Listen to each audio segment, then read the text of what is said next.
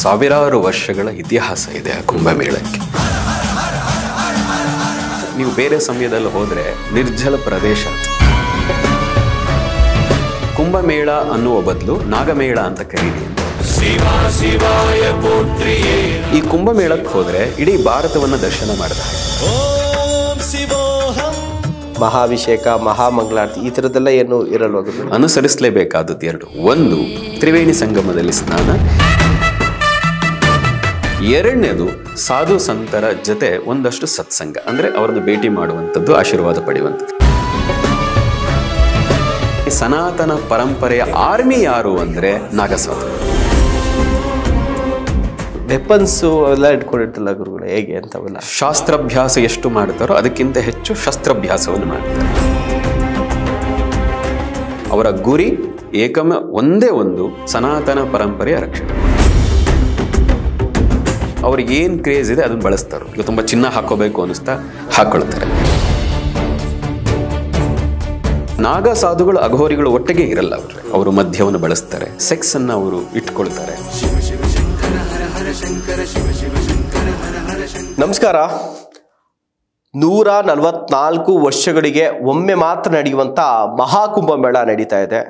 ಇಂತಹ ಟೈಮಲ್ಲಿ, ಅದರಲ್ಲೂ ನಮ್ಮ ಒಂದು ಪೀಳಿಗೆ ಇರುವಂಥ ಸಂದರ್ಭದಲ್ಲಿ ನಡೀತಾ ಇರುವಂಥದ್ದು ಬಹಳ ಖುಷಿ.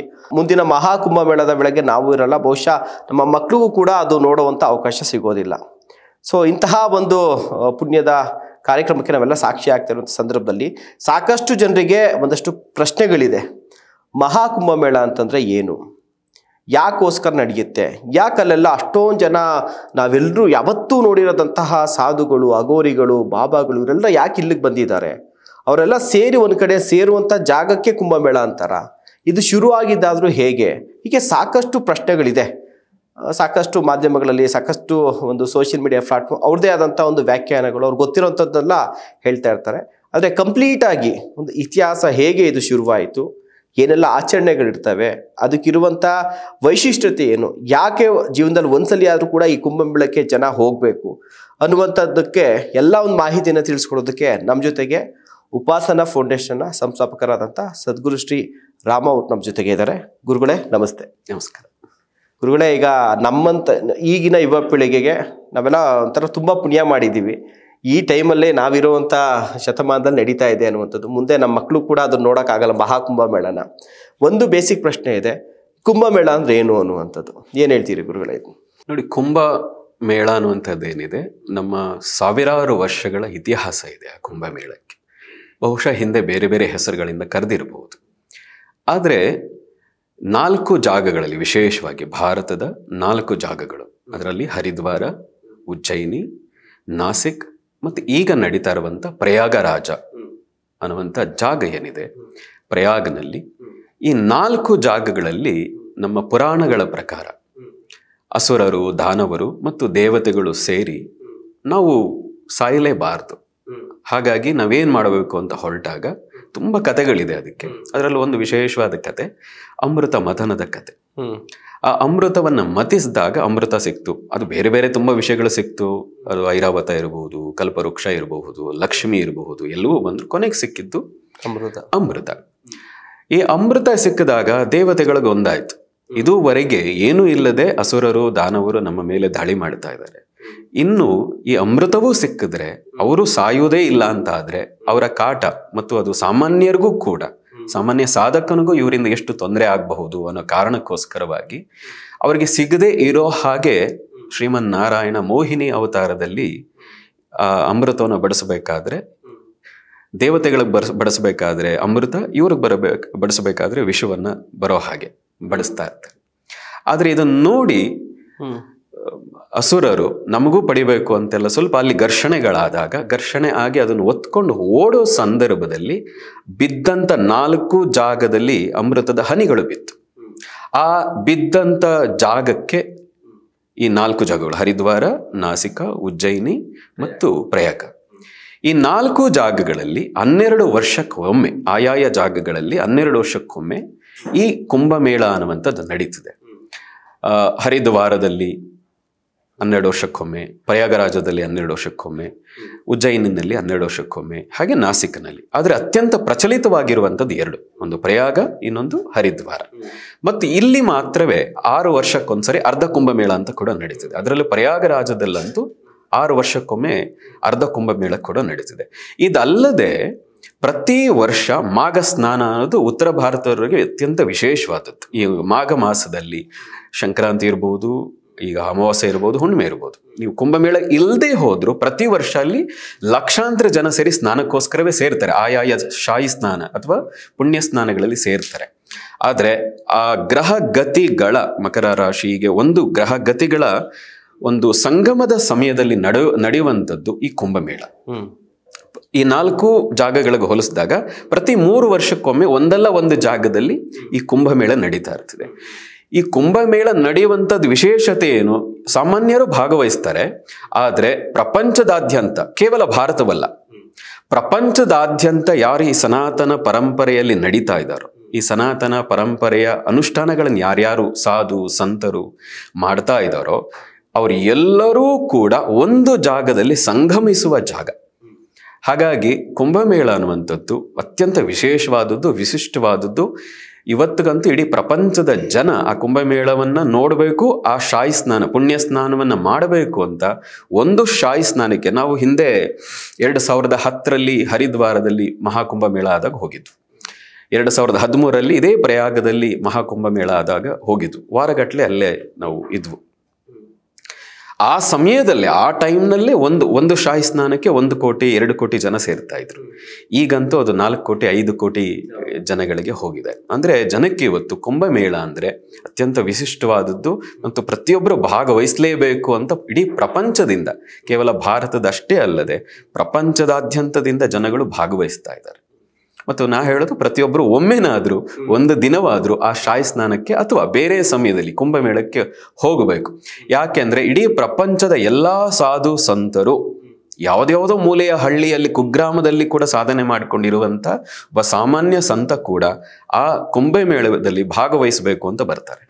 ಹಾಗಾಗಿ ಅಂಥ ಸಂತ ಮಹಂತರ ಸಂಗಮವನ್ನು ನೋಡುವಂಥ ಪುಣ್ಯ ಎಲ್ರಿಗೂ ಸಿಗ್ಲಿಕ್ಕೆ ಸಾಧ್ಯ ಆಗ್ತದೆ. ಓಕೆ ಗುರುಗಳೇ, ತಾವು ಕೂಡ ಭಾಗವಹಿಸಿದ್ರಿ. ಹೇಗಿತ್ತು ಎಕ್ಸ್ಪೀರಿಯೆನ್ಸ್ ಗುರುಗಳೇ? ಈಗ ನಾವು ಎಕ್ಸ್ಪೀರಿಯೆನ್ಸ್ ಮಾಡೋದೇ ಬೇರೆ, ನೀವು ಗುರುಗಳಾಗಿ ಎಕ್ಸ್ಪೀರಿಯೆನ್ಸ್ ಮಾಡೋದೇ ಬೇರೆ. ನಮಗೆಲ್ಲವೂ ಕೂಡ ಹೊಸತನ ಥರ ಕಾಣುತ್ತೆ. ನೀವು ಅದನ್ನೆಲ್ಲವೂ ಕೂಡ ತುಂಬ ಹತ್ತಿರದಿಂದ ನೋಡಿರ್ತೀರಿ. ಹೀಗಾಗಿ ನಿಮ್ಗೆ ಏನು ಅನ್ನಿಸ್ತು ಗುರುಗಳೇ? ಒಂದು ದಿವ್ಯವಾದ ಅನುಭವ.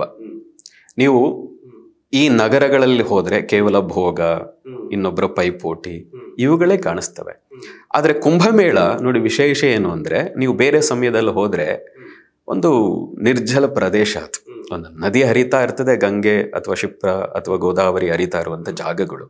ಆದರೆ ಈ ಸಮಯದಲ್ಲಿ ಹೋದರೆ ಒಂದು ಹೊಸ ನಗರವೇ ನಿರ್ಮಾಣ ಆಗಿ ಹೋಗ್ತದೆ. ಪ್ರತಿಯೊಬ್ಬರು ಅವರವರ ಅಖಾಡಗಳು, ಸುಮಾರು 13 ಅಖಾಡಗಳಿದೆ. ಈ ನಾಗಾ ಸಾಧುಗಳು ಅಂತ ನೀವು ಕೇಳಿರ್ತೀರಿ. ಅವ್ರ ಎಲ್ಲ ಸಾಮಾನ್ಯ ನಾಗಾ ಸಾಧು ಇಂದ ಹಿಡಿದು ಮಹಂತರು ಅಥವಾ ಮಹಾಮಂಡಲೇಶ್ವರ ಅಥವಾ ಆಚಾರ್ಯರು, ಏನೇನ ಅಖಾಡದ ಮುಖ್ಯಸ್ಥರಿರ್ತಾರೆ, ಪ್ರತಿಯೊಬ್ಬರು ಭಾಗವಹಿಸಿರ್ತಾರೆ.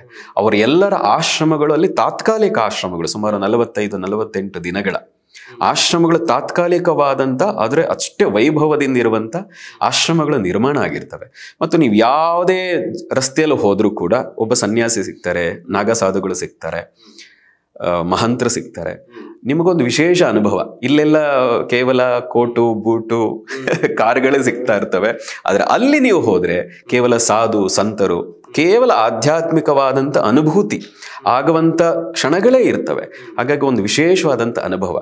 ಅದರಲ್ಲಿ ಯಾರು ಆಧ್ಯಾತ್ಮಿಕವಾಗಿ ನಾನು ಸಾಧನೆ ಮಾಡ್ತಾ ಇದ್ದು ಅಲ್ಲಿಗೆ ಹೋದ್ರಂತೂ ಪ್ರತಿ ಕ್ಷಣವೂ ಒಂದು ವಿಶೇಷವಾದಂಥ ಅನುಭವಗಳೇ ಅವರಿಗೆ ಒಂದು ವೈಬ್ರೇಷನ್ ಅಂತ ಏನು ಕರೀತಾರೆ, ಒಂದು ಎನರ್ಜಿ, ಆ ಫೀಲನ್ನು ಅವ್ರು ಮಾಡ್ತಾರೆ ಆ ಜಾಗದಲ್ಲಿ. ಯಾಕೆ ಅಂದರೆ ಅಲ್ಲಿಗೆ ಬರೋರ ಮನಸ್ಥಿತಿ ಹಾಗೇ ಇರ್ತದೆ. ಇಲ್ಲಿ ಎಲ್ಲವೂ ಕೂಡ ಹಣ ಬೇಕು ಅನ್ನುವಂಥ ಮನಸ್ಥಿತಿ, ಬೇರೆಯವ್ರಿಗಿಂತ ನಾನು ಚೆನ್ನಾಗಿರಬೇಕು ಅನ್ನುವಂಥ ಮನಸ್ಥಿತಿ. ಅಲ್ಲಿ ಆಧ್ಯಾತ್ಮಿಕವಾಗಿ ನಾನೇನು ಪಡಿತೀನಿ ಅಂತ ಮಾತ್ರವೇ ಚಿಂತನೆ ಮಾಡ್ತಾರೆ. ಹಾಗಾಗಿ ಅಲ್ಲಿ ಬರುವಂಥವ್ರು ಎಲ್ಲರೂ ಅದೇ ಚಿಂತನೆಯಲ್ಲಿ ಬರೋದ್ರಿಂದ ನೀವು ಸ್ವಲ್ಪನಾದ್ರೂ ಆಧ್ಯಾತ್ಮಿಕ ಆ ದಾರಿಯಲ್ಲಿದ್ದರೆ, ಆ ರಸ್ತೆಯಲ್ಲಿ ಹೋಗ್ತಾ ಇದ್ರು ಕೂಡ ಆ ಫೀಲನ್ನು ನೀವು ಮಾಡ್ತೀರಿ, ಆಧ್ಯಾತ್ಮಿಕ ಅನುಭೂತಿಯ ಗಳಿಸ್ತೀರಿ ನೀವು.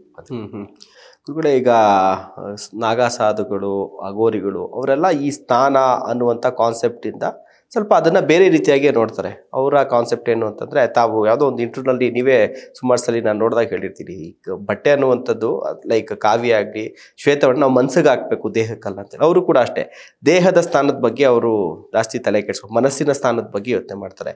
ಬಟ್ ಈ ಸಮಯದಲ್ಲಿ ದೇಹದ ಸ್ಥಾನಕ್ಕೆ ಅವರು ಒತ್ತನ್ನು ಕೊಡ್ತಾರಲ್ಲ, ಯಾಕೆ ಅನ್ನುವಂಥದ್ದು ಏನಂದ್ರೆ ವಿಶೇಷವಾಗಿ ಈ ಮಾಘ ಮಾಸ ಏನಿದೆ ಆಧ್ಯಾತ್ಮಿಕವಾಗಿ ಪ್ರತಿ ತಿಂಗಳು ಒಂದಲ್ಲ ಒಂದು ರೀತಿಯಲ್ಲಿ ವಿಶೇಷವಾದದ್ದೇ. ಅದರಲ್ಲಿ ಈಗ ಮಾಘ ಸಂಕ್ರಾಂತಿಯಿಂದ ಸಂಕ್ರಮಣ ಕಾಲದಿಂದ ಈ ಶಿವರಾತ್ರಿ 48 ದಿನಗಳ 45-48 ದಿನಗಳ ಈ ಸಮಯ ಏನಿದೆ ಒಂದು 6 ವಿಶೇಷವಾದಂಥ ದಿನಗಳು. ಆ ದಿನಗಳಲ್ಲಿ ಆ ಗುಪ್ತಗಾಮಿನಿ ಸರಸ್ವತಿಯು ಅದರ ಪ್ರಭಾವ ಹೆಚ್ಚಿರುತ್ತದೆ ಮತ್ತು ಅಲ್ಲಿ ಆ ಅಮೃತದ ಆ ಬಿಂದು ಬಿದ್ದಂತಹ ವೈಬ್ರೇಷನ್ ಇದೆ. ಆ ಸಮಯದಲ್ಲಿ ಅದು ವಿಶೇಷವಾದಂಥ ಪರಿಣಾಮವನ್ನು ದೇಹದ ಮೇಲೆ ಮಾತ್ರವೇ ಅಲ್ಲ ಮನಸ್ಸು ಮೇಲೂ ಬೀರುತ್ತದೆ. ಹಾಗಾಗಿ ದೇಹದ ಸ್ನಾನ ಮಾಡ್ತಾ ಇದ್ರೂ ಕೂಡ ದೇಹ ಶುದ್ಧಿಗಿಂತ ಅಲ್ಲಿ ಆ ಶಾಯಿ ಸ್ನಾನದಲ್ಲಿ ಆ ಪುಣ್ಯ ಸ್ನಾನದಲ್ಲಿ ಮನಸ್ಸಿನ ಶುದ್ಧಿ ಆಗ್ತದೆ ಅನ್ನುವಂಥದ್ದು ನಂಬಿಕೆ. ಅದರಲ್ಲಿ ವಿಶೇಷವಾಗಿ ನೀವು ಕೇಳಿರ್ತೀರಿ ಗಂಗೆ ಅನ್ನುವಂಥದ್ದಂತೂ ಬೇರೆ ಸಮಯದಲ್ಲಿ ಗಂಗಾ ಸ್ನಾನ ಮಾಡಿದ್ರೆ ನಮ್ಮ ಎಷ್ಟೋ ಪಾಪಗಳು ಕಳೆದು ಹೋಗ್ತದೆ ಅಂತ. ಅದರಲ್ಲೂ ವಿಶೇಷವಾಗಿ ತ್ರಿವೇಣಿ ಸಂಗಮ ಈಗ ಪ್ರಯಾಗರಾಜದಲ್ಲಂತೂ ಗಂಗಾ ಯಮುನಾ ಮತ್ತು ಗುಪ್ತಗಾಮಿನಿಯಾಗಿ ಹರಿತಾ ಇರುವಂಥ ಸರಸ್ವತಿ ಈ 3ರ ತ್ರಿವೇಣಿ ಸಂಗಮದ ಸ್ಥಳದಲ್ಲಿ ಈ ವಿಶೇಷ ಸಂದರ್ಭದಲ್ಲಿ ವಿಶೇಷ ದಿನಗಳಲ್ಲಿ ಆ 6 ದಿನಗಳಲ್ಲಿ ಸ್ನಾನ ಮಾಡಿದರೆ ಮನಸ್ಸಿನ ಶುದ್ಧಿಯಾಗಿ ಚಿತ್ತ ಶುದ್ಧಿಯಾಗಿ ನೀವು ಮೋಕ್ಷವನ್ನು ಪಡಿತೀರಿ. ನಿಮ್ಮ ಎಷ್ಟೋ ಕರ್ಮಗಳು ಅದು ಸುಟ್ಟು ಹೋಗ್ತದೆ, ನಾಶ ಆಗ್ತದೆ. ಆ ಗಂಗೆಯೇ ನಿಮ್ಮನ್ನು ಆ 3 ನದಿಗಳು ತ್ರಿವೇಣಿಗಳೇ ನೀವು ತೊಳೆದು ಹಾಕ್ಬಿಡ್ತಾರೆ ಅನ್ನುವಂಥ ನಂಬಿಕೆ. ಹಾಗಾಗಿ ಇಡೀ ಪ್ರಪಂಚದಿಂದ ಇರುವಂಥ ವಿಶೇಷವಾಗಿ ಭಾರತದಲ್ಲಿರುವಂಥ ಎಲ್ಲ ನಾಗಸಾಧುಗಳು ವಿಶೇಷವಾಗಿ ಹಾಗಾಗಿ ಒಂದು ಮಾತಿದೆ ಅದಕ್ಕೆ, ಕುಂಭಮೇಳ ಅನ್ನುವ ಬದಲು ನಾಗಮೇಳ ಅಂತ ಕರೀರಿ ಅಂತ, ನಾಗ ಸಾಧುಗಳ ಮೇಳ ಅಂತ ಕರೀರಿ ಅಂತ. ಯಾಕೆಂದ್ರೆ ಅವರೇ ಲಕ್ಷಾಂತರ ಸಂಖ್ಯೆಯಲ್ಲಿ ಸೇರ್ತಾರೆ. ನಾನು ಮೊದಲೇ ಹೇಳಿದ ಹಾಗೆ 13 ವಿಶೇಷವಾದ ಅಖಾಡಗಳಿದೆ. ಅದರಲ್ಲಿ ಮುಖ್ಯವಾಗಿ ಜೂನ ಅಖಾಡ ಅತ್ಯಂತ ಪ್ರಮುಖವಾದದ್ದು, ಎರಡನೇದು ನಿರಂಜನಿ ಅಖಾಡ, ಇನ್ನು ಉಳಿದ ಹಾಗೆ ಬೇರೆ ಬೇರೆಯ ಸಣ್ಣ ಪುಟ್ಟ ಅಖಾಡಗಳು ಪ್ರಮುಖವಾದದ್ದು. ನೋಡಿ ಈ ನಾಗಾ ಸಾಧುಗಳದ್ದು ಒಂದು ವಿಶೇಷ ಮೊದಲಿಂದ ಇದ್ರು ಅಂತ ಹೇಳ್ತಾರೆ. ಆದರೆ ಆದಿಗುರು ಶಂಕರಾಚಾರ್ಯರು ಈ ಸನಾತನ ಧರ್ಮವನ್ನು ರಕ್ಷಣೆ ಮಾಡಬೇಕಾದ್ರೆ ಕೇವಲ ಮೂಗಿಡ್ಕೊಂಡು ಧ್ಯಾನ ಮಾಡ್ಕೊಂಡಿದ್ರೆ ಆಗಲ್ಲ. ಬರೀ ಶಾಸ್ತ್ರವನ್ನು ಓದ್ಕೊಂಡು ನೀನು ಅಧ್ಯಯನ ಮಾಡಿಕೊಂಡು 4 ಜನಕ್ಕೆ ಬೋಧನೆ ಮಾಡ್ಕೊಂಡಿದ್ರೆ ಆಗಲ್ಲ. ಈ ದೇಶದ ಮೇಲೆ ಆಕ್ರಮಣ ಆದಾಗ, ಈ ದೇಶದ ಸನಾತನ ಪರಂಪರೆಯ ಮೇಲೆ ಆಕ್ರಮಣ ಆದಾಗ ಅವರದನ್ನು ರಕ್ಷಣೆ ಮಾಡ್ಲಿಕ್ಕೆ ಯಾರಾದರೂ ಬೇಕು. ಹಾಗಾಗಿ ಶಾಸ್ತ್ರ ಎಷ್ಟು ಗೊತ್ತೋ ಅದಕ್ಕಿಂತ ಹೆಚ್ಚಾಗಿ ತನ್ನನ್ನು ತಾನು ಬಿಟ್ಟು ಶಸ್ತ್ರವನ್ನು ಹಿಡಿದು ನಿಂತ್ಕೋಬೇಕು. ಹಾಗೆ ನಿಂತ್ಕೊಳ್ಳಿ ಅನ್ನೋ ಕಾರಣಕ್ಕೋಸ್ಕರವಾಗಿಯೇ ಆ ನಾಗಾ ಸಾಧುಗಳ ಅಖಾಡವನ್ನು ಶುರು ಮಾಡಿದ್ರು. ಹೇಗೆ ಇಡೀ ದೇಶದಲ್ಲಿ 4 ಮಠಗಳನ್ನು ಶುರು ಮಾಡಿದ್ರು, ಇದೆಲ್ಲದರ ರಕ್ಷಣೆ ಆಗಬೇಕು. ಈಗ ದಕ್ಷಿಣದಲ್ಲಿ ಶೃಂಗೇರಿ ಆಮ್ನಾಯ ಪೀಠ ಅಂತ ಕರೀತಾರೆ, ಹಾಗೆ ದ್ವಾರಕ ಇರ್ಬೋದು, ಪೂರಿ ಇರ್ಬೋದು, ಜ್ಯೋತಿರ್ಮಠ ಅಂತ ಇರಬಹುದು ಉತ್ತರಾಖಂಡದಲ್ಲಿ. ಈ 4 ದಿಕ್ಕುಗಳಲ್ಲಿ 4 ಮಠಗಳನ್ನು ಶುರು ಮಾಡಿ ಈ ಸನಾತನ ಪರಂಪರೆ ರಕ್ಷಣೆ ಆಗಬೇಕು ಅಂತ, ಈ ಶಾಸ್ತ್ರಗಳ ರಕ್ಷಣೆ ಆಗಬೇಕು. ಇದ್ರ ಮೇಲೆ ಪರಂಪರೆ ಹಲವಾರು ಶತಮಾನಗಳಿಂದ ದಾಳಿ ಆಗ್ತಾ ಇದೆ. ಇದನ್ನ ರಕ್ಷಣೆ ಆಗಬೇಕು. ಇದನ್ನ ಶಾಸ್ತ್ರ ಬೋಧನೆ ಮಾಡ್ಕೊಂಡು ಕೂತ್ಕೊಂಡ್ರಾಗಲ್ಲ, ಅದರ ಜೊತೆಗೆ ಅದನ್ನು ರಕ್ಷಣೆ ಮಾಡುವಂತ ಒಂದು ಆರ್ಮಿ ಬೇಕು. ಹಾಗಾಗಿ ಸನಾತನ ಪರಂಪರೆಯ ಆರ್ಮಿ ಯಾರು ಅಂದ್ರೆ ನಾಗಸಾಧುಗಳು. ಹಾಗಾಗಿ ಅವರು ತುಂಬಾ ಅಗ್ರೆಸಿವ್ ಆಗಿರ್ತಾರೆ. ಹೀಗೆ ಅಗ್ರೆಸಿವ್ ಆಗಿರುವಂತ ನಾಗಸಾಧುಗಳೆಲ್ಲ ಆ ಕುಂಭಮೇಳದಲ್ಲಿ ಸಮ್ಮಿಳಿತರಾಗ್ತಾರೆ, ಒಟ್ಟಿಗೆ ಸೇರ್ತಾರೆ. ಎಲ್ಲರೂ ಕೂಡ ಸೇರಿ ಆಧ್ಯಾತ್ಮಿಕ ಅವರವರ ಚರ್ಚೆಗಳು, ಅವರ ಸಾಧನೆ, ಎಲ್ಲೆಲ್ಲಿ ನಾನು ಸಾಧನೆ ಏನು ಮಾಡಿದೆ ಇಷ್ಟು ವರ್ಷಗಳ ಕಾಲ, ಅದರ ಅವರವರ ವಿಚಾರ ವಿನಿಮಯಗಳನ್ನು ಮಾಡಿಕೊಳ್ಳುವಂಥ ಒಂದು ಆಧ್ಯಾತ್ಮಿಕ ಕೇಂದ್ರವಾಗಿ ಕೂಡ ಈ 4 ಜಾಗಗಳು ಆ ಸಮಯದಲ್ಲಿ ಪರಿಣಮಿಸ್ತವೆ. ಓಕೆ, ಕೆಲವರು ವೆಪನ್ಸು ಅವೆಲ್ಲ ಇಟ್ಕೊಂಡಿರ್ತಲ್ಲ ಗುರುಗಳು, ಹೇಗೆ ಅಂತವೆಲ್ಲ? ನಾಗ ಸಾಧುಗಳು ಶಾಸ್ತ್ರಾಭ್ಯಾಸ ಎಷ್ಟು ಮಾಡ್ತಾರೋ ಅದಕ್ಕಿಂತ ಹೆಚ್ಚು ಶಸ್ತ್ರಾಭ್ಯಾಸವನ್ನು ಮಾಡ್ತಾರೆ. ಅದು ತ್ರಿಶೂಲ ಇರ್ಬೋದು, ಖಡ್ಗ ಇರ್ಬೋದು, ದೊಣ್ಣೆ ವರ್ಷೆ ಇರಬಹುದು. ಇತ್ತೀಚೆಗೆ ನಾನು ಮೊನ್ನೆ ನೋಡಿದಾಗ ಪ್ರಯಾಗರಾಜದಲ್ಲಿ ಎಲ್ಲೂ ಅಷ್ಟೊಂದು ಕಾಣಿಸ್ಲಿಲ್ಲ, ಇಟ್ಕೊಂಡಿದ್ರು. ಆದರೆ ನೀವು ಹಿಂದಿನ ಕುಂಭಮೇಳಗಳಲ್ಲಿ ಹೋಗಿದ್ರೆ ನೋಡಿದ್ರೆ ಅವ್ರು ಅದನ್ನ ಪ್ರದರ್ಶನ ಕೂಡ ಮಾಡ್ಕೊಂಡ್ಬರ್ತಾರೆ. ಕತ್ತಿ ವರ್ಷೆ ಗೊತ್ತು, ಕುದುರೆ ಸವಾರಿ ಗೊತ್ತು, ದೊಣ್ಣೆ ವರ್ಷೆ ಗೊತ್ತು. ಅವರಿಗೆ ಅಂಗ ಮರ್ದನದಿಂದ ಹಿಡಿದು ಅಂದ್ರೆ ಯೋಗ ಹಠಯೋಗದಿಂದ ಹಿಡಿದು ಎಲ್ಲ ಆಯುಧಗಳನ್ನ ಬಳಸುವಂಥವ್ರು. ಅದಕ್ಕೆ ನಾನು ಹೇಳಿದ್ದು ಅವರು ಸನಾತನ ಪರಂಪರೆಯ ಆರ್ಮಿ, ಅವರು ಅದರ ರಕ್ಷಣೆಗಾಗಿ ಇರುವಂತಹ ಶಸ್ತ್ರದ ಅಭ್ಯಾಸವನ್ನ ಮಾಡುವಂಥವ್ರು ಅವರು. ಹಾಗಾಗಿ ಎಷ್ಟು ಸಾಧನೆ ಆಧ್ಯಾತ್ಮಿಕ ಸಾಧನೆ ಮಾಡ್ತಾರೋ ಅದರ ಜೊತೆಗೆ ಈ ರೀತಿಯ ಸನಾತನ ಪರಂಪರೆಯ ಧರ್ಮದ ರಕ್ಷಣೆಗಾಗಿ ಆಯುಧವನ್ನ ಹಿಡಿಯೋ ಸಂದರ್ಭ ಬಂದ್ರೆ ಅದಕ್ಕೂ ನಾವು ಸಿದ್ಧ ಅನ್ನೋ ಸಾಂಕೇತಿಕವಾಗಿ ಅವರ ಆಯುಧಗಳನ್ನು ಹಿಡ್ಕೊಂಡಿರ್ತಾರೆ. ನಿಮ್ಗೆ ಗೊತ್ತಿರ್ಬೋದು 1857ರ ಪ್ರಥಮ ಸ್ವತಂತ್ರ ಸಂಗ್ರಾಮ ಅಂತ ಏನು ಕರೀತಾರೆ, ಅದರಲ್ಲಿ ನಾಗಾ ಸಾಧುಗಳದು ಬಹಳ ದೊಡ್ಡ ಪಾತ್ರ. ಅದು ಆ ರೀತಿಯ ಮೊಘಲರ ದಾಳಿಯಿಂದ ಹಿಡಿದು ಪ್ರತಿಯೊಬ್ಬರು ಆ ದಾಳಿಗಳನ್ನ ಸಕ್ಷಮವಾಗಿ ಎದುರಿಸಲಿಕ್ಕೆ ರಾಜರುಗಳಿಗೆ ಜೊತೆಗೆ ನಿಂತವರು ನಾಗಾ ಸಾಧುಗಳು. ಮತ್ತು ಅವರಿಗೆ ಜೀವದ ಬಗ್ಗೆ ಭಯವೇ ಇಲ್ಲ. ನೀವು ಅವರುಗಳನ್ನು ಮಾತಾಡೋದು ಅವರ ಧ್ವನಿಲಿ ಆ ಆತ್ಮವಿಶ್ವಾಸ, ಆ ಧೈರ್ಯ ಕಾಣಿಸ್ತದೆ ನಿಮಗೆ. ಹಾಗಾಗಿ ಅವರು ಒಂದು ರೀತಿ ಆತ್ಮಶ್ರಾದ್ದ ಮಾಡ್ಕೊಂಡ್ಬಿಟ್ಟಿರ್ತಾರೆ, ಘಟಶ್ರಾದ್ದ ಅಂತ ಕರಿತೀವಿ. ವಿಶೇಷವಾಗಿ ಈ ಕುಂಭಮೇಳದ ಸಂದರ್ಭದಲ್ಲಿ ಹೊಸ ನಾಗ ಸಾಧುಗಳಿಗೆ ದೀಕ್ಷೆ ಕೊಡ್ತಾರೆ. ಅವರವರ ಅಖಾಡಗಳ ಆಚಾರ್ಯ ಮಹಾಮಂಡಲೇಶ್ವರ ಅಂತ ಕರೀತಾರೆ, ಅವರುಗಳು ದೀಕ್ಷೆಯನ್ನು ಕೊಡ್ತಾರೆ. ಹಾಗಾಗಿ ಪ್ರತಿ ವರ್ಷ ಪ್ರತಿ ಕುಂಭಮೇಳ ಆದಂಥ ಸಂದರ್ಭದಲ್ಲಿ ಸಾವಿರಾರು ಜನ ನಾಗಸಾಧುಗಳು ಹೊಸ ನಾಗಸಾಧುಗಳಿಗೆ ದೀಕ್ಷೆ ಕೊಡ್ತಾರೆ. ದೀಕ್ಷೆ ಕೊಡಬೇಕಾದ್ರೆ ಹಿಂದಿನ ಎಲ್ಲ ಅವರ ಏನು ಪರಂಪರೆ ಇತ್ತು, ಅವರ ಜಾತಿ, ಮತ, ಕುಟುಂಬ ಎಲ್ಲವನ್ನು, ಧರ್ಮ ಎಲ್ಲವನ್ನು ಬಿಟ್ಟು ಅವರು ನಾಗಸಾಧುಗಳು ಮಾತ್ರ ಆಗ್ತಾರೆ. ಅಲ್ಲಿ ಜಾತಿ ಕೇಳಲ್ಲ, ಮತ ಕೇಳಲ್ಲ, ನೀವು ಯಾವ ಜನಾಂಗದಿಂದ ಬಂದ್ರಿ, ಯಾವ ಮೂಲೆಯಿಂದ ಬಂದ್ರಿ, ಅವ್ರಿಗೆ ಏನು ಬೇಕಾಗಿಲ್ಲ.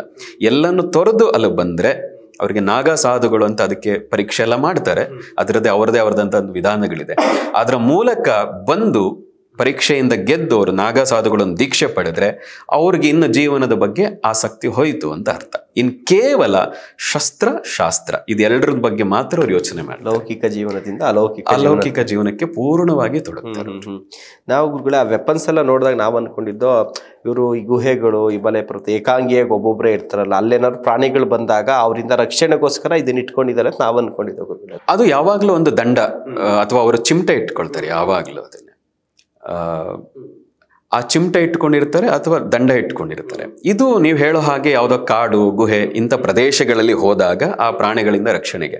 ಆದರೆ ವಿಶೇಷವಾಗಿ ಅವರ ಆಯುಧ ಇಟ್ಕೊಂಡಿರುವಂಥದ್ದೇ ಸನಾತನ ಪರಂಪರೆಯ ರಕ್ಷಣೆಗೆ ನಾವು ಸದಾ ಸಿದ್ಧರಿದ್ದೇವೆ ಅನ್ನುವ ಸಂಕೇತವಾಗಿ. ಇವತ್ತೇನಂತ ಪರಿಸ್ಥಿತಿ ಇಲ್ಲ, ಆದರೆ ಅವರ ಶುರು ಆಗಿದ್ದು ಆದಿ ಶಂಕರಾಚಾರ್ಯರು ಏನು ಶುರು ಮಾಡಿದ್ರು, ಅವರು ನಾಗಾ ಸಾಧುಗಳನ್ನು ವಿಶೇಷವಾಗಿ ಅಖಾಡಗಳಾಗಿ ಏನು ಮಾಡಿದ್ರು, ಅವರ ಗುರಿ ಒಂದೇ ಒಂದು ಸನಾತನ ಪರಂಪರೆಯ ರಕ್ಷಣೆ. ಹಾಗಾಗಿ ನೀನು ಏನಕ್ಕಾದ್ರೂ ಯಾವುದೇ ಕ್ಷಣದಲ್ಲೂ ನೀನು ಸಿದ್ಧ ಇರಬೇಕು ಅನ್ನೋ ರೀತಿಯಲ್ಲೇ ಅವ್ರು ಸಿದ್ಧ. ಹೇಗೆ ಆರ್ಮಿನಲ್ಲಿ ನೀನು ಅಲಾರಾಮ್ ಹೊಡೆದ ತಕ್ಷಣ ಅವ್ರು ಯಾವುದೇ ಸ್ಥಿತಿಲಿ ಇದ್ರು, ಊಟ ಮಾಡ್ತಾ ಇದ್ರು, ಬಿಟ್ಟು ಗನ್ ಎತ್ಕೊಂಡು ಬರಬೇಕು, ಹಾಗೆ ನಾಗಾ ಸಾಧುಗಳು ಅಂಥ ಪರಿಸ್ಥಿತಿ ಬಂದರೆ ಯಾವುದೇ ಯೋಚನೆ ಮಾಡದೆ, ಎರಡೇ ಯೋಚನೆನೇ ಮಾಡದೆ ಆ ಪರಂಪರೆಯ ರಕ್ಷಣೆಗೆ ಜೀವ ಎಲ್ಲವನ್ನು ಬಿಟ್ಟು ನಿಂತ್ಕೋಬೇಕು ಅನ್ನೋ ಕಾರಣಕ್ಕೋಸ್ಕರವಾಗಿ ಶುರುವಾದದ್ದು ಆ ಅಖಾಡಗಳು. ಗುರುಗಳೇ, ಈಗ ಒಂದು ಪ್ರಶ್ನೆ, ಈ ಫುಟೇಜಸ್ ಎಲ್ಲ ನಾವು ನೋಡ್ತಿರ್ತೀವಲ್ಲ, ಎಲ್ಲಿರ್ತಾರೆ ಇಷ್ಟೊಂದು ಜನ? ಈ ಟೈಮಲ್ಲಿ ಮಾತ್ರ ಬರ್ತಾರಲ್ಲ, ಬೇರೆ ಟೈಮಲ್ಲಿ ಇವರು ಎಲ್ಲಿ ಹೋಗಿರ್ತಾರೆ? ಯಾರ ಕಣ್ಗೂ ಕಾಣಿಸ್ಕೊಳಲ್ಲ. ಏನೋ ಕಮ್ಮಿ ಜನ ಆದರೆ ಓಕೆ ಅನ್ಬೋದು. ಇಷ್ಟು ದೊಡ್ಡ ಸಂಖ್ಯೆಯಲ್ಲಿ, ಕೋಟಿಯಾಂತರ ಸಂಖ್ಯೆಯಲ್ಲಿ ಇರುವಂಥ ನಾಗಾ ಸಾಧುಗಳು ಎಲ್ಲಿ ಹೋಗ್ತಾರೆ, ಹೇಗಿರ್ತಾರೆ, ಹೇಗೆ ಜೀವನ ಮಾಡ್ತಾರೆ, ಊಟ ತಿಂಡಿ ಎಲ್ಲಿ ತಿಂತಾರೆ ಅನ್ನುವಂಥದ್ದು ಒಂದು ಪ್ರಶ್ನೆ ಸಾಮಾನ್ಯವಾಗಿ ಕಾಡುತ್ತೆ ಗುರುಗಳೇ. ನೋಡಿ, ನಾಗಾ ಸಾಧುಗಳು ತುಂಬ ಜನಕ್ಕೆ ಈ ಪ್ರಶ್ನೆ ಇದೆ, ಅವರೆಲ್ಲೋ ಮಾಯ ಆಗ್ಬಿಟ್ಟಿರ್ತಾರೆ, ಎಲ್ಲರೂ ಹಿಮಾಲಯದಲ್ಲೇ ಇರ್ತಾರೆ ಅಂತ. ಆ್ಯಕ್ಚುಲಿ ಅವರು ಹಿಮಾಲಯದಲ್ಲಿ ಬಹಳ ಕಡಿಮೆ ಸಂಖ್ಯೆಯಲ್ಲಿ ಇರ್ತಾರೆ. ನಾಗಾ ಸಾಧುಗಳು ಹಿಮಾಲಯದಲ್ಲಿ ತುಂಬ ಕಡಿಮೆ ಸಂಖ್ಯೆಯಲ್ಲಿ ಇರ್ತಾರೆ. ಅವರು ಹೆಚ್ಚಿನ ಸಂಖ್ಯೆಯಲ್ಲಿ ಇರೋದು ಕಾಶಿನಲ್ಲಿ, ಬಿಹಾರದ ಕೆಲವು ಹಳ್ಳಿಗಳಲ್ಲಿ, ಗುಜರಾತಿನ ಕೆಲವು ಹಳ್ಳಿಗಳಲ್ಲಿ. ನೀವು ಇತ್ತೀಚೆಗೆ ಹಂಪಿ, ನಮ್ಮ ಕರ್ನಾಟಕದ ಭಾಗಗಳಲ್ಲೂ ನಿಮ್ಗೆ ಅಲ್ಲಲ್ಲಿ ಸಿಗ್ತಾರೆ. ಬೇರೆ ಸಮಯದಲ್ಲಿ ಏನು ಅಂದರೆ ಅವ್ರು ಕಾವ್ಯ ಹಾಕ್ಕೊಂಡು ಅಥವಾ ಬೇರೆ ಬಟ್ಟೆಗಳನ್ನು ಹಾಕ್ಕೊಂಡು ಇರ್ತಾರೆ. ವಿಶೇಷ ಕಾವ್ಯ ಹಾಕ್ತಾರೆ ಅವರು. ನಾಗಾ ಸಾಧುಗಳು ಅಂತ ಕರೆಸ್ಕೊಳ್ಳೋದವರು ಕುಂಭಮೇಳದಲ್ಲಿ ಮಾತ್ರ. ಆ ರೀತಿ ನಗ್ನವಾಗಿ ಭಸ್ಮ ಹಾಕ್ಕೊಂಡಿರುವಂಥದ್ದು, ವಿಶೇಷವಾಗಿರುವಂಥದ್ದು ಕುಂಭಮೇಳದಲ್ಲಿ ಮಾತ್ರ. ಇನ್ನು ಉಳಿದ ಸಮಯದಲ್ಲಿ ನೀವು ಬೇರೆ ಬೇರೆ ಜಾಗಗಳಲ್ಲಿ ಅವರು ಸಿಗ್ತಾರೆ. ಮತ್ತು ಬೇರೆ ಸಂದರ್ಭಗಳಲ್ಲಿ ಏನು ಅಂದರೆ ಅವರು ಹೆಚ್ಚು ತಮ್ಮ ಸಾಧನೆಗೆ ಹೆಚ್ಚು ಮಾನ್ಯತೆ ಕೊಡ್ತಾರೆ. ಹಾಗಾಗಿ ಹೆಚ್ಚು ಜನಕ್ಕೆ ಅವರು ಒಟ್ಟಿಗೆ ಸಿಗಲ್ಲ. 4 ಜನ, 2, 3 ಜನ ಹೀಗೆ ಸಿಗ್ತಾರೆ ಗುಂಪಲ್ಲಿ. ಅವರು ತೀರ್ಥಯಾತ್ರೆ ಮಾಡ್ತಾರೆ, ನಡ್ಕೊಂಡೇ ಹೋಗ್ಬಿಡ್ತಾರೆ, ಟ್ರೈನಲ್ಲಿ ಹೋಗ್ತಾರೆ.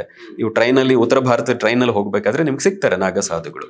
ಹಾಗಾಗಿ ಹರಿದ್ವಾರ, ವಿಶೇಷವಾಗಿ ಕಾಶಿ, ಹಂಪಿ, ಬಿಹಾರದ ಕೆಲವು ಜಾಗಗಳು ಮತ್ತು ನರ್ಮದಾ ತಟ ಏನಿದೆ ಮಧ್ಯಪ್ರದೇಶ, ಗುಜರಾತ್ ಸೇರಿದಂತೆ ಒಂದು 2-3 ರಾಜ್ಯಗಳಲ್ಲಿರುವಂತಹ ನರ್ಮದೆಯ ಪರಿಕ್ರಮ ಮಾಡುವಂಥ ಜಾಗ ಏನಿದೆ, ಈ ಜಾಗಗಳಲ್ಲಿ ಅಲ್ಲಲ್ಲಿ ಡೇರೆ ಹಾಕೊಂಡು ಅವರು ಸಾಧನೆ ಮಾಡ್ಕೊಂಡಿರ್ತಾರೆ. ಕುಂಭಮೇಳದ ಸಂದರ್ಭದಲ್ಲಿ ಎಲ್ಲರೂ ಒಟ್ಟಿಗೆ ಸೇರ್ತಾರೆ. ನೋಡಿ, ಕುಂಭಮೇಳದ ಇನ್ನೊಂದು ಮಜಾ ಏನು ಅಂದರೆ ಇನ್ವಿಟೇಷನ್ ಮಾಡಿಸಲ್ಲ. ಈಗಾದರೆ ಸೋಷಿಯಲ್ ಮೀಡಿಯಾ ಇದೆ, ಯೂಟ್ಯೂಬ್ ಇದೆ, ಬೇರೆ ಬೇರೆ ಮೀಡಿಯಾಗಳಿದೆ, ಪ್ರಚಾರ ಮಾಡ್ತಾ ಇದೆ. ಈ ಯೋಚನೆ ಮಾಡಿ, ಹಿಂದಿನ 12 ವರ್ಷಗಳ ಹಿಂದೆ ಹೋಗ್ತಾರೆ. ಪ್ರತಿ 3 ವರ್ಷದ ಬೇರೆ ಬೇರೆ ಕುಂಭಮೇಳಗಳನ್ನು ನೋಡಿ ಅಲ್ಲಿ ಎಲ್ಲಿ ಯಾರಿಗೂ ಇನ್ವಿಟೇಷನ್ ಕೊಡಲ್ಲ. ಇನ್ಕ್ಲೂಡಿಂಗ್ ನಾಗಾ ಸಾಧುಗಳಿಗೂ ಕೂಡ ಒಂದೇ ಒಂದು ಇನ್ವಿಟೇಷನ್ ಏನು ಅಂದ್ರೆ ಪಂಚಾಂಗದಲ್ಲಿ ಒಂದು ಲೈನ್ ಬರುತ್ತೆ, ಈ ಟೈಮಲ್ಲಿ ಕುಂಭಮೇಳ ಇದೆ, ಮಾಘ ಮಾಸ ಶುರು ಆಗ್ತಾ ಇದೆ, ಇದು ಕುಂಭಮೇಳ ನಡೆಯೋ ಟೈಮ್ ಅಂತ. ಬರೀ ಇದೊಂದೇ ಲೈನ್ ನೋಡಿಕೊಂಡು ಈ ಪ್ರತಿಯೊಬ್ಬ ನಾಗಾ ಸಾಧುಗಳು ಆ ಕುಂಭಮೇಳದ ಸಮಯದಲ್ಲಿ ಸೇರ್ತಾರೆ. ಅವ್ರು ಯಾರು ತುಂಬಾ ಜನ ಇವತ್ತಿಗಾದ್ರೆ ಮೊಬೈಲ್ ಬಳಸ್ತಾರೆ. ನಾಗಾ ಸಾಧುಗಳು ಇನ್ನೊಂದು ವಿಶೇಷ ಏನು ಅಂದ್ರೆ ಅವ್ರಿಗೆ ಏನ್ ಕ್ರೇಜ್ ಇದೆ ಅದನ್ನ ಬಳಸ್ತಾರೆ. ಈಗ ತುಂಬಾ ಚಿನ್ನ ಹಾಕೋಬೇಕು ಅನಿಸ್ತಾ ಹಾಕೊಳ್ತಾರೆ, ಹಾಕೋಬೇಕು ಅನಿಸ್ತಾ ಹಾಕೊಳ್ತಾರೆ, ಸಿಗರೇಟ್ ಸೇತ್ಕೊಂಡು ಬುಲೆಟ್ ಅಲ್ಲಿ ಓಡಾಡಬೇಕು ಅನಿಸ್ತಾ ಓಡಾಡ್ತಾರೆ. ಅವ್ರು ಹೇಗೆ ಅಂದ್ರೆ ಯಾವುದಕ್ಕೂ ಅಂಟುಕೊಳ್ಳಲ್ಲ. ನಾವು ಅನ್ಕೊಂಡ್ಬಿಟ್ಟಿರ್ತೀವಲ್ಲ, ಅಧ್ಯಾತ್ಮ ಅಂದ್ರೆ ಇದನ್ನ ಮುಟ್ಟಬಾರದು, ಹೀಗಿರಬಾರದು, ಸಿಗರೇಟ್ ಸೇದಬಾರದು, ಅಥವಾ ಚಿನ್ನ ಹಾಕೋಬಾರದು, ಒಳ್ಳೆ ಕಾರ್ಗಳಲ್ಲಿ ಇಟ್ಕೋಬಾರದು ಅಂತ. ನೀವು ನಾಗಾ ಸಾಧುಗಳನ್ನು ನೋಡಿದ್ರೆ ಕೆಲವು ನಾಗಾ ಸಾಧುಗಳು ಹೆಲಿಕಾಪ್ಟರ್ ಇಳಿಸ್ತಾರೆ, ಹೌದು, ಕೆಲವು ನಾಗಾ ಸಾಧುಗಳು ಬುಲೆಟ್ಗಳಲ್ಲಿ ಬರ್ತಾರೆ, ಕೆಲವರು ಕುದುರೆಗಳಲ್ಲಿ ಬರ್ತಾರೆ, ಕೆಲವರು ವಿಶೇಷವಾದಂತಹ ರೀತಿಯಲ್ಲಿ ಬರ್ತಾರೆ. ಅಷ್ಟೇ ಹಠವನ್ನು ಸಾಧಿಸ್ತಾರೆ. ಈಗ ನಾನೇ ಒಬ್ಬ ಮಹಂತ ಗೋಪಾಲನಂದಗಿರಿ ಅಂತ ಅವರು ನನ್ನ ಕರೆದಿದ್ರು ಮುಂದಿನ ನಾಗಾ ಸಾಧು ಆಗಿ ಅವರ ಒಂದು ಕಡೇಶ್ವರಿ ಅನ್ನುವಂಥ ಜಾಗದಲ್ಲಿ ಉತ್ತರಾಧಿಕಾರಿ ಆಗುವಂತ. ನಾನು ಒಪ್ಪಲಿಲ್ಲ, ಇಲ್ಲ ನಾನು ಸ್ವತಂತ್ರ, ನಾನು ಯಾವುದೇ ದೀಕ್ಷೆಗಳನ್ನು ನಾನು ಪಡೆಯಲ್ಲ ಅಂತ. ಅವರು ನಾನು 2013 ಭೇಟಿಯಾದಾಗ ಕಾಶಿನಲ್ಲಿ ಸಿಕ್ಕಿದ್ರು. ಅವರು ಆ ಕುಂಭಮೇಳ ಮುಗಿದ ನಂತರದಲ್ಲಿ ಅಜುನ ಕಡದ ಒಂದು ಕಡೆ ಅವರು ಡೇರೆ ಹಾಕೊಂಡಿದ್ರು.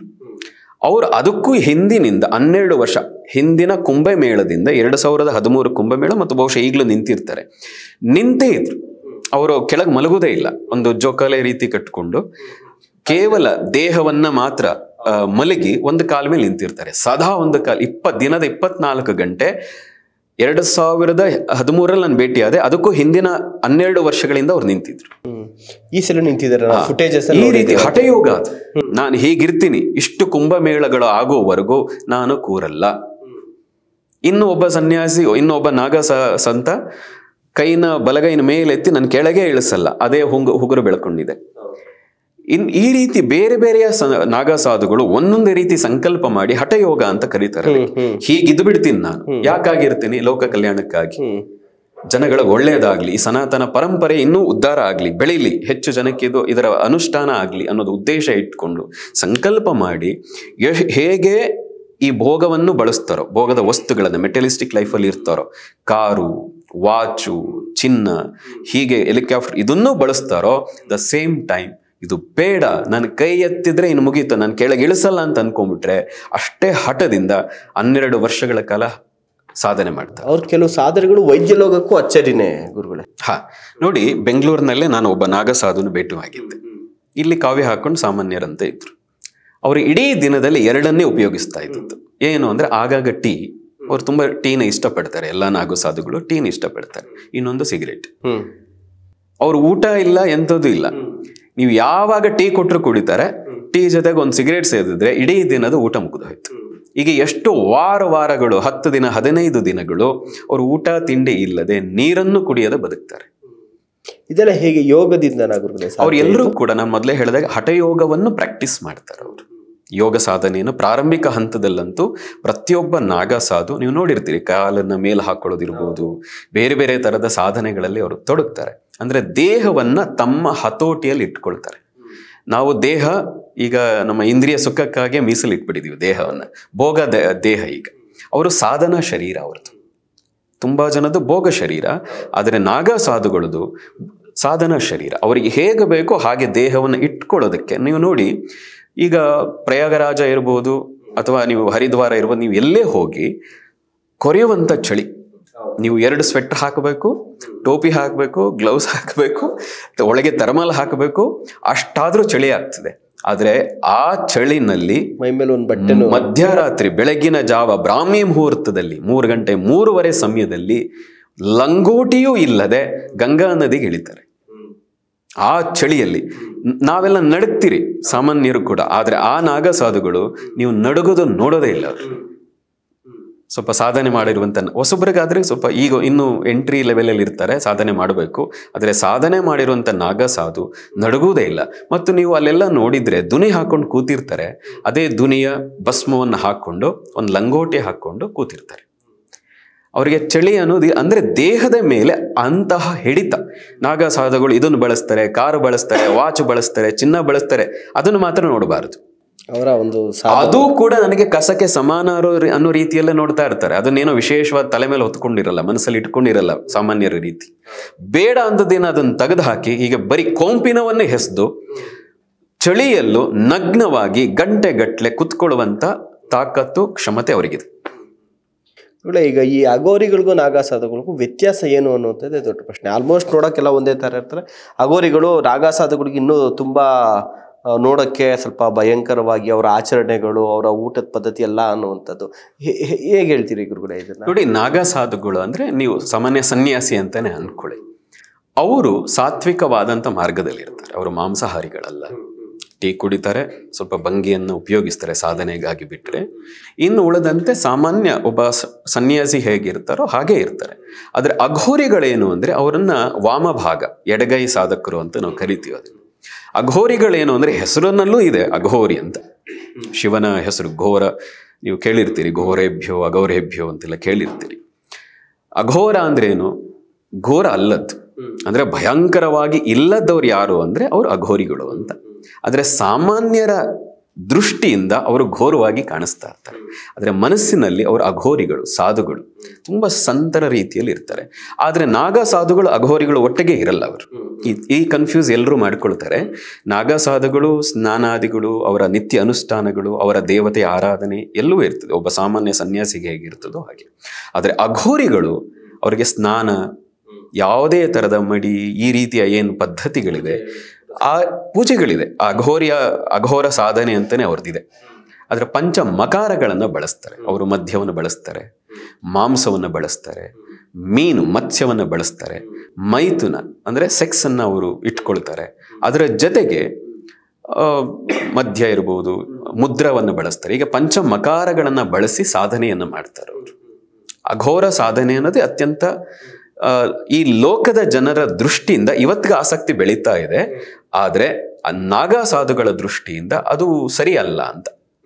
ಯಾರು ಸಾತ್ವಿಕ ಸದಾಚಾರ ಮಾರ್ಗದಲ್ಲಿ ಹೋಗ್ತಾರೋ ಅವರಿಗೆ ಅಘೋರಿಗಳು, ಕಾಪಾಲಿಕರು, ಇವರುಗಳು ಮಾಡುವಂಥ ಸಾಧನಾ ವಿಧಾನ ಏನಿದೆ ಅದು ಸರಿಯಾದದ್ದಲ್ಲ, ಕ್ಷುದ್ರ ವಿದ್ಯೆ ಅನ್ನೋ ದೃಷ್ಟಿಯಿಂದ ನೋಡ್ತಾರೆ. ಹಾಗಾಗಿ ಎಲ್ಲೋ ಕೆಲವರು ಅಘೋರಿಗಳು ನಾಗಾ ಸಾಧುಗಳ ಡೇರೆಗಳ ಅಲ್ಲಲ್ಲಿ ಎಲ್ಲೋ ಕಾಣಿಸ್ಬೋದು, ಬಿಟ್ರೆ ಬಹುಪಾಲು ಭಾಗ ನಾಗಾ ಸಾಧುಗಳು ನಗರಗಳಿಂದ ಹೊರಗಿರ್ತಾರೆ. ಅಘೋರಿಗಳು ಒಟ್ಟಿಗೆ ಇರಲ್ಲ.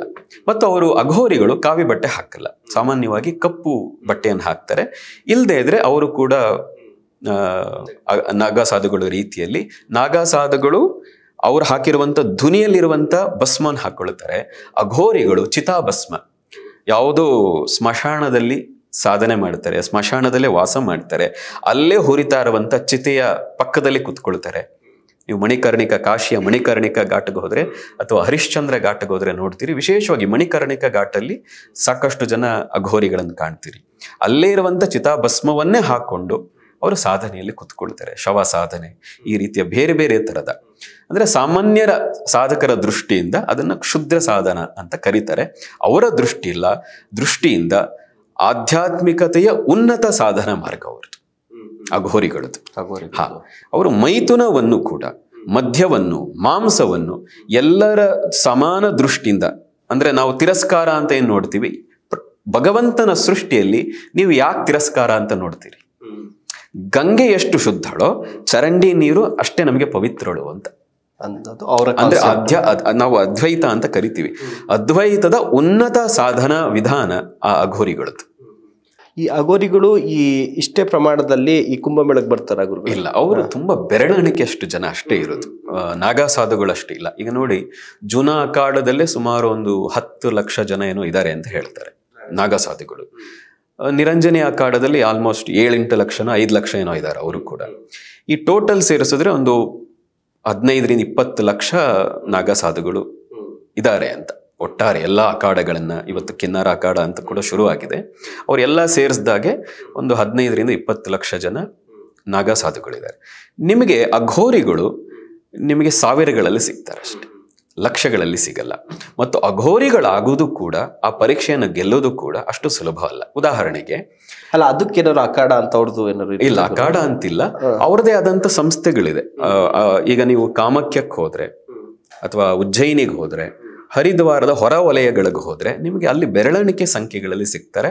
ಅವರಿಗೆ ಬೇರೆ ಹೆಸರಲ್ಲಿ, ಅದು ಕೂಡ ಗುರು ಪರಂಪರೆಯಿಂದ ಬರುವಂತದ್ದೇ, ಅವ್ರದ್ದು ಬೇರೆ ಹೆಸರುಗಳಿಂದ ಅವ್ರು ಕರ್ಕೊಳ್ತಾರೆ. ಅವ್ರದ್ದು ಸಾಮಾನ್ಯವಾಗಿ ಅವರ ಬಗ್ಗೆ ತುಂಬಾ ಜನ ಇವತ್ತು ಯೂಟ್ಯೂಬ್ಗಳಲ್ಲಿ ಸಿಗ್ತಾರೆ, ಆದ್ರೆ ಅವರು ಪರಿಪೂರ್ಣ ಅಘೋರಿಗಳಲ್ಲ. ಸರಿಯಾದ ಅಘೋರಿಗಳು ನಿಮ್ಮ ಯಾವುದೇ ಇಂಟರ್ವ್ಯೂಗಳಿಗೆ ಇನ್ಯಾವುದಕ್ಕೂ ಅವರು ಒಪ್ಪುವುದೇ ಇಲ್ಲ. ಅರ್ಧ ಬೆಂದಂತಹ ಕೆಲವೇ ಒಂದಷ್ಟು ಅಘೋರ ವಿದ್ಯೆ ಸಾಧನೆಯಲ್ಲಿ ಒಂದು ಹಂತಕ್ಕೆ ಹೋದವರು ಮಾತ್ರ ನಿಮ್ಗೆ ಸಿಗ್ತಾರೆ.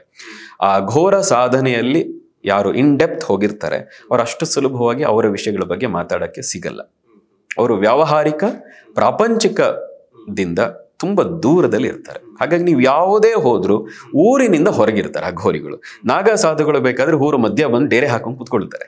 ಆದ್ರೆ ಅಘೋರಿಗಳು ಊರಿನ ಹೊರಗೆ ಸಾಧ್ಯವಾದಷ್ಟು ಸ್ಮಶಾನದಂತಹ ಜಾಗ ಅಥವಾ ಪಾಳು ಬಿದ್ದ ದೇವಸ್ಥಾನಗಳಂತ ಜಾಗದಲ್ಲಿ ಹೆಚ್ಚಿನ ಪ್ರಮಾಣದಲ್ಲಿ ಇರ್ತಾರೆ. ಅಂದ್ರೆ ಈ ಅಘೋರಿಗಳೆಲ್ಲ ಶಿವನ್ ಭಕ್ತರು, ನಾಗಾಸಾಧುಗಳೆಲ್ಲ ವಿಷ್ಣು ಭಕ್ತರ, ಹೇಗೆ ಗುರುಗಳು? ಇಲ್ಲ, ಇದ್ರಲ್ಲೂ ಕೂಡ ಶಿವ, ಸಾಮಾನ್ಯವಾಗಿ ಅಘೋರಿಗಳು ಶಿವನನ್ನೇ ಆರಾಧನೆ ಮಾಡ್ತಾರೆ. ಆದರೆ ನಾಗಾ ಸಾಧುಗಳು ಪ್ರಾರಂಭದಲ್ಲಿ ಶಿವನನ್ನು ಆರಾಧನೆ ಮಾಡ್ತಾ ಇದ್ರು. ಬೆಳೀತಾ ಸಾವಿರಾರು ವರ್ಷಗಳಿಂದ ಶತಮಾನದಿಂದ ಏನು ಶುರುವಾಯಿತು, ಆಗ ಬೇರೆ ಬೇರೆ ಅದ್ವೈತದಿಂದ ವಿಶಿಷ್ಟಾದ್ವೈತ ಹೀಗೆಲ್ಲ ಬಂದಾಗ ಈಗ ವೈಷ್ಣವರು ಕೂಡ ನಾಗಾ ಸಾಧುಗಳಿದ್ದಾರೆ. ಹೇಗೆ ಶೈವ ಆಗಮ ಪದ್ಧತಿ ಏನಿದೆ ನಾಗಾ ಸಾಧುಗಳಲ್ಲಿ, ಇತ್ತೀಚಿನ ಶತಮಾನಗಳಲ್ಲಿ ಕೆಲವು ಶತಮಾನಗಳಿಂದ ವೈಷ್ಣವ ಪದ್ಧತಿಯು ಬಂದಿದೆ, ಮಿಕ್ಸ್ ಇದ್ದಾರೆ. ಆದರೆ ಅಘೋರಿಗಳು ಕೇವಲ ಶಿವನ ಆ ಪರಂಪರೆಗೆ ಸಂಬಂಧಪಟ್ಟಂತ ದೇವತೆಗಳನ್ನು ಆರಾಧನೆ ಮಾಡ್ತಾರೆ. ಓಕೆ ಗುರುಗಳೇ, ಈಗ ಫೈನಲ್ ಆಗಿ ಕುಂಭಮೇಳಕ್ಕೆ ಈಗ ಹೋದ್ರೆ ಕೇವಲ ನಾವು ಸ್ನಾನ ಮಾಡಿ ಅಲ್ಲಿರುವಂತಹ ಸಾಧು ಸಂತರನ್ನ ನೋಡ್ಕೊಂಡ್ ಬರ್ಬೋದು. ಅಲ್ಲಿ ಯಾವುದೇ ದೇವಸ್ಥಾನ ವಿಶೇಷ ಪೂಜೆ ಪುನಸ್ಕಾರಗಳು, ಮಹಾಭಿಷೇಕ, ಮಹಾಮಂಗಳಾರತಿ ಈ ಥರದ್ದೆಲ್ಲ ಏನು ಇರಲ್ವ? ನೋಡಿ, ಸನಾತನ ಪರಂಪರೆ ವಿಶೇಷ ಏನು ಅಂದ್ರೆ ನೀವು ಹೀಗೆ ಮಾಡಬೇಕು ಅಂತ ಎಲ್ಲಿಯೂ ಇಲ್ಲ. ಇದೂ ಇದೆ ಅಂತ ಇದೆ ಬಿಟ್ರೆ ನೀವು ಹೀಗೆ ಇದನ್ನೇ ಮಾಡಬೇಕು, ಇಷ್ಟು ಲಕ್ಷ ಖರ್ಚು ಮಾಡಿ ಪೂಜೆ ಮಾಡಬೇಕು ಅಂತಿಲ್ಲ. ಅದರಲ್ಲಿ ವಿಶೇಷವಾಗಿ ಕುಂಭಮೇಳ ಏನಿದೆ, ಇಲ್ಲಿ ಎರಡೇ ಕುಂಭಮೇಳದಲ್ಲಿ ನೀವು ಮಾಡಲೇಬೇಕಾದದ್ದು, ನೋಡಲೇಬೇಕಾದದ್ದು, ಅನುಸರಿಸಲೇಬೇಕಾದದ್ದು ಎರಡು. ಒಂದು ಸ್ನಾನ, ತ್ರಿವೇಣಿ ಸಂಗಮದಲ್ಲಿ, ವಿಶೇಷವಾಗಿ ತ್ರಿವೇಣಿ ಸಂಗಮದಲ್ಲಿ ಸ್ನಾನ. ಎರಡನೇದು ಸಾಧು ಸಂತರ ಜೊತೆ ಒಂದಷ್ಟು ಸತ್ಸಂಗ, ಅಂದ್ರೆ ಅವರನ್ನು ಭೇಟಿ ಮಾಡುವಂಥದ್ದು, ಆಶೀರ್ವಾದ ಪಡೆಯುವಂಥದ್ದು. ಇವೆರಡನ್ನು ಬಿಟ್ರೆ ಅಲ್ಲಿ ಯಾವುದೇ ಅಭಿಷೇಕ ಆಗಲಿ ಅಥವಾ ಇನ್ನೆಷ್ಟೋ ಖರ್ಚು ಮಾಡಿ ಅಲ್ಲಿ ಏನೋ ಮಾಡಬೇಕು ಅಂತಿಲ್ಲ. ಆದರೆ ಕೆಲವರು ಏನು ಮಾಡ್ತಾರೆ, ಈ ಸಂದರ್ಭದಲ್ಲಿ ಅವರ ಪಿತೃಗಳ ಮೋಕ್ಷಕ್ಕೆ ಅನುಕೂಲ ಆಗಲಿ ಅಂತ ಹೇಳಿ ಪಿತೃ ಕಾರ್ಯಗಳನ್ನು ಕೆಲವರು ಮಾಡುವಂಥದ್ದಿದೆ. ಆದ್ರೆ ಇಲ್ಲಿ ಮಾಡಲೇಬೇಕು ಅಂತಿಲ್ಲ. ನೀವು ಕೇವಲ ಸ್ನಾನ ಏನು ಮಾಡ್ತೀರಿ ಅದೇ ಅತ್ಯಂತ ಮೊದಲ ಭಾಗ. ಎರಡನೇದು ಒಂದೇ ಬಾರಿಗೆ ಅಲ್ಲಿ ಅಷ್ಟು ಅಖಾಡಗಳ ಸಾಧು ಸಂತರು ಒಟ್ಟಿಗೆ ಸಿಗ್ತಾರೆ, ಇನ್ನೆಲ್ಲೂ ಸಿಗಲ್ಲ ನಿಮಗೆ. ನೋಡಿ, ಸಾಧು ಸಂತರ ಒಂದು ದರ್ಶನ ಮಾಡೋದೇ ಪುಣ್ಯ ಅಂತ ನಮ್ಮ ಸನಾತನ ಪರಂಪರೆಯಲ್ಲಿದೆ.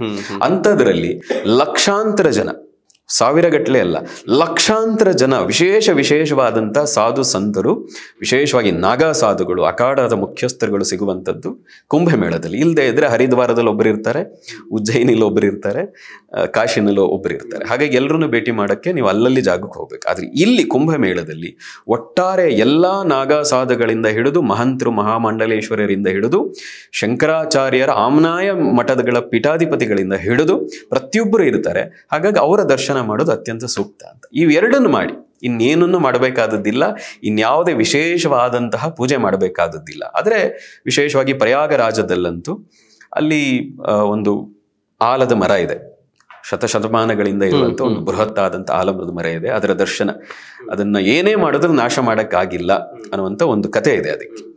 ಎರಡನೇದು ಹನುಮಾನ ಗಡಿ ಅಂತ ಇದೆ, ವಿಶೇಷವಾದಂಥದ್ದು. ಹೀಗೆ ಕೆಲವು ದೇವಸ್ಥಾನಗಳಿದೆ. ಆ ದೇವಸ್ಥಾನಕ್ಕೆ ನಿಮಗೆ ಸಮಯ ಇದು 3 ದಿನ 5 ದಿನ ಅಲ್ಲಿ ಉಳಿಲಿಕ್ಕೆ ಸಾಧ್ಯ ಆದರೆ ಆ ದೇವಸ್ಥಾನಗಳ ದರ್ಶನವನ್ನು ಬೇಕಾದ್ರೆ ಮಾಡಬಹುದು. ಅದರ್ವೈಸ್ ಮೊಟ್ಟ ಮೊದಲ ನಿಮಗೆ ಮಾಡಲೇಬೇಕಾದದ್ದು ತ್ರಿವೇಣಿ ಸಂಗಮದ ಸ್ನಾನ, ಪುಣ್ಯ ಸ್ನಾನ. ಎರಡನೇದು ಅಥವಾ ಎಲ್ಲ ಸಾಧು ಸಂತರ ದರ್ಶನ. ಈ ಎರಡು ಮಾಡಿದ್ರೆ ಸಾಕು. ಗುರುಗಳೇ, ಈ ಬಾರಿ ಹೋಗೋಕ್ಕಾಗಲ್ಲ, ನಾವು ನೆಕ್ಸ್ಟ್ ಯಾವಾಗ ಆಗತ್ತೆ, ಎಲ್ಲ ಆಗ್ಬೋದು, ಮತ್ತೆ ನಾವು ಹೋಗೋಕೆ ಅವಕಾಶಗಳಿದೆಯಾ ಅನ್ನುವಂಥದ್ದು ಈಗ ಜನರಲ್ಲಿರುವಂಥ ಪ್ರಶ್ನೆ. ನೋಡಿ, ಪ್ರತಿ 3 ವರ್ಷಕ್ಕೊಮ್ಮೆ ಈ 4 ಜಾಗದಲ್ಲಿ ಒಂದಲ್ಲ ಒಂದು ಜಾಗದಲ್ಲಿ ಕುಂಭಮೇಳ, ಪೂರ್ಣ ಕುಂಭಮೇಳ ನಡೀತದೆ. ಆದರೆ ಪ್ರಯಾಗರಾಜದ ಇವತ್ತಿನ ಈ ಬಾರಿ ನಡೀತಾ ಇರೋ ವಿಶೇಷ ಏನು ಅಂದ್ರೆ, ಹೇಗೆ 12 ವರ್ಷಕ್ಕೊಮ್ಮೆ ಕುಂಭಮೇಳ ನಡೀತದೋ, ಈ 12 × 12 ವರ್ಷಕ್ಕೊಮ್ಮೆ ಒಂದು ನಡೀತಾ ಇದೆ. ಅದೇ ರೀತಿ 12 ಕುಂಭಮೇಳಗಳು ನಡೆದಾಗ ಅದನ್ನ ಪೂರ್ಣ ಮಹಾಕುಂಭಮೇಳ ಅಂತ ಕರೀತಾರೆ. ಹೀಗ ನಡೀತಾ ಇರುವಂಥದ್ದು ಅದು. ಹಾಗಾಗಿ ಇದೇನು ತುಂಬಾ ವಿಶೇಷ ಅಂತ ಅನ್ಕೋಬೇಕಾದದ್ದಿಲ್ಲ.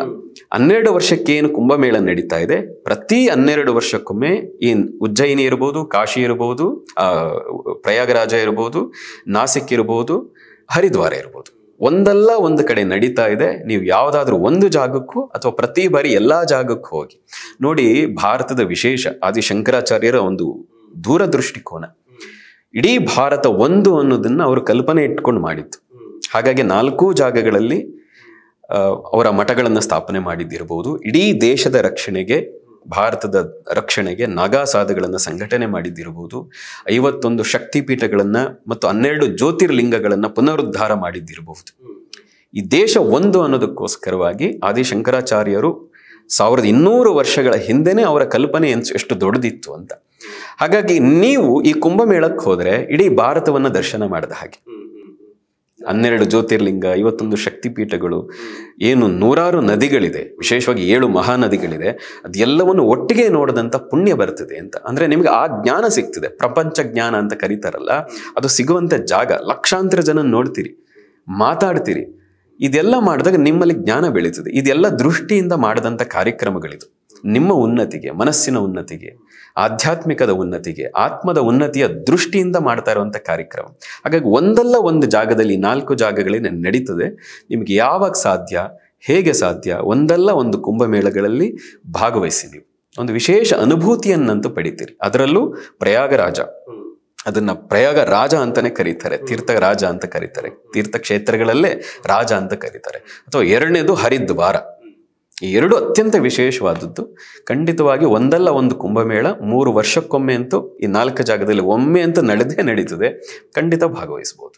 ಗುರುಗಳೇ, ಕೊನೆಯದಾಗಿ ಈ ಸಲ ನಮಗೆ ಟಿಕೆಟ್ ಸಿಗ್ತಿಲ್ಲ, ಸಿಕ್ಕರು ಕಾಸ್ಟ್ಲಿ ಇದೆ, ಅಲ್ಲಿ ವ್ಯವಸ್ಥೆಗಳಿಗೆ ನಮ್ಗೆ ಅಷ್ಟೆಲ್ಲ ದುಡ್ಡು ಕೊಟ್ಟಿರೋಕ್ಕಾಗಲ್ಲ, ಇಲ್ಲೇ ಇದ್ದು ಏನಾದರೂ ನಾವು ದರ್ಶನ ಮಾಡ್ಬೋದಾ? ಅಂದರೆ ನಮ್ಮ ಅಕ್ಕಪಕ್ಕ ಇರುವಂಥ ನಮಗೆ ಪವಿತ್ರವಾದಂಥ ನದಿ ಅನ್ನೋಂಥ ಕಡೆ ಹೋಗಿ ಆ ದೇವ್ರನ್ನ ಸ್ಮರಿಸಿ ಅಲ್ಲೇ ಮುಳುಗಿ ಎದ್ದೋಳೋಣ, ಮುಂದಿನ ಸಲ ಬೇಕಾದ್ರೆ ಹೋಗೋಣ ಅನ್ನೋಂಥವ್ರಿಗೆ ಏನು ಹೇಳ್ತೀರಿ ಗುರುಗಳೇ? ನೋಡಿ, ನಮ್ಮ ಹಿರಿಯರು ನಮಗೆಲ್ಲ ಹೇಳೋರು, ಸ್ನಾನ ಮಾಡೋಕ್ಕೆ ಮುಂಚೆ ನೀರನ್ನು ಮುಟ್ಟಿ ಗಂಗೆ ಚಮನೈ ಚೈವ ಗೋದಾವರಿ ಸರಸ್ವತಿ ನರ್ಮದೇ ಸಿಂಧು ಕಾವೇರಿ ಜಲೈಸ್ಮಿನ್ ಸನ್ನಿಧಿಂ ಕುರು ಅಂತ. ಈ 7 ಎಲ್ಲ ನದಿಗಳು ಏನಿದೆ, ಸನ್ನಿಧಿಂ ಕುರು, ಒಂದೇ ಆಗಿ ಬಂದು ಸೇರಿ ಅನ್ನೋ ಅರ್ಥದಲ್ಲಿ ಆ ಮಂತ್ರವನ್ನು ಹೇಳ್ಬಿಟ್ಟು ಸ್ನಾನ ಮಾಡುವಂತ.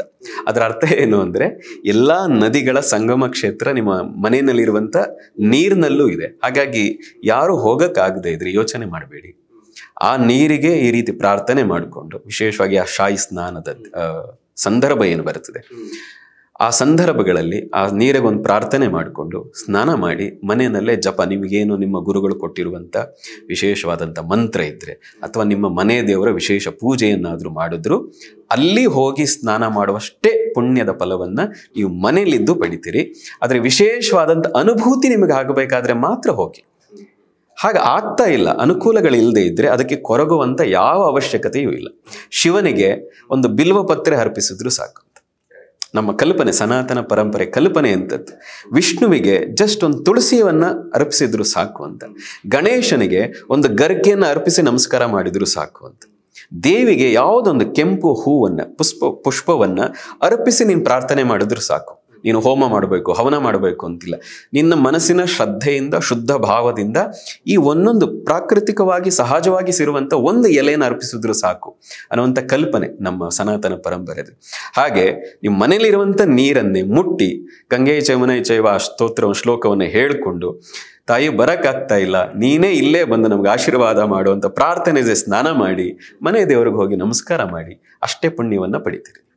ಗುರುಗಳೇ, ನಾವು ಕುಂಭಮೇಳ ಮಾಡೋಷ್ಟು ಅವಕಾಶ ನಮಗೂ ಸಿಕ್ಕಿಲ್ಲ. ಬಟ್ ನೀವು ಹೇಳೋ ಮುಖಾಂತರ ಆ ವಿಜುವಲೈಸೇಷನ್ ಎಲ್ಲ ನಮ್ಮ ತಲೆನಲ್ಲಿ ಕಣ್ಮುಂದೆನೇ ಬಂದು ನಾವು ಅಲ್ಲಿ ಆ ಕುಂಭಮೇಳದಲ್ಲಿ ಮಿಂದೆದ್ದು ಬಂದು ಅನ್ನೋಂಥ ಫೀಲ್ ಆಯಿತು. ಸಾಕಷ್ಟು ಮಾಹಿತಿ ಕೊಟ್ಟಿರಿ, ಧನ್ಯವಾದಗಳು ಗುರುಗಳೇ. ನಿಮಗೂ ಕೂಡ ಧನ್ಯವಾದಗಳು. ಓಕೆ, ಕೇಳಿದ್ರಲ್ಲ ಕುಂಭಮೇಳ ಹೇಗೆ ಶುರುವಾಯಿತು, ಅಲ್ಲಿ ಹೋಗೋಕ್ಕಾಗಲಿಲ್ಲ ನಮ್ಮ ಮನೆಯಲ್ಲಿ ಏನು ಮಾಡಬೇಕು, ನಾಗಾಸಾಧುಗಳಿಗೂ ಅಘೋರಿಗಳಿಗಿರುವಂಥ ವ್ಯತ್ಯಾಸಗಳು, ಅಖಾಡಗಳ ಬಗ್ಗೆ ಎಲ್ಲ ಮಾಹಿತಿನ ಗುರುಗಳು ನೀಟಾಗಿ ಕೊಟ್ಟಿದ್ದಾರೆ. ಸೊ ಹೇಳಿದ್ರಲ್ಲ, ನಿಮಗೆ ಸಾಧ್ಯ ಆಗಿ ಅವಕಾಶ ಇತ್ತು, ಅನುಕೂಲ ಇತ್ತು ಅಂತಂದರೆ ಹೋಗಿ ಬನ್ನಿ, ಅಥವಾ ಹೋಗೋಕ್ಕಾಗಲಿಲ್ಲ ಅಂತ ಕೊರಗಬೇಡಿ. ಹೋಗೋಕ್ಕಾಗಲಿ ಅಂತ ಕೊರಗೋ ಬದಲಿಗೆ ಏನು ಮಾಡಬೇಕು ಅನ್ನುವಂಥದ್ದನ್ನ ಗುರುಗಳು ಕೂಡ ಹೇಳಿದ್ದಾರೆ. ಅದೆಲ್ಲ ಫಾಲೋ ಮಾಡಿ, ಆದರೆ ಅವಕಾಶ ಸಿಕ್ತಾಗ ಮಾತ್ರ ಖಂಡಿತ ಮಿಸ್ ಮಾಡಬೇಡಿ ಅಂತ ಹೇಳ್ತಾ ಕಾರ್ಯಕ್ರಮ ಮುಗಿಸ್ತಾ ಇದ್ವಿ. ನಮಸ್ಕಾರ.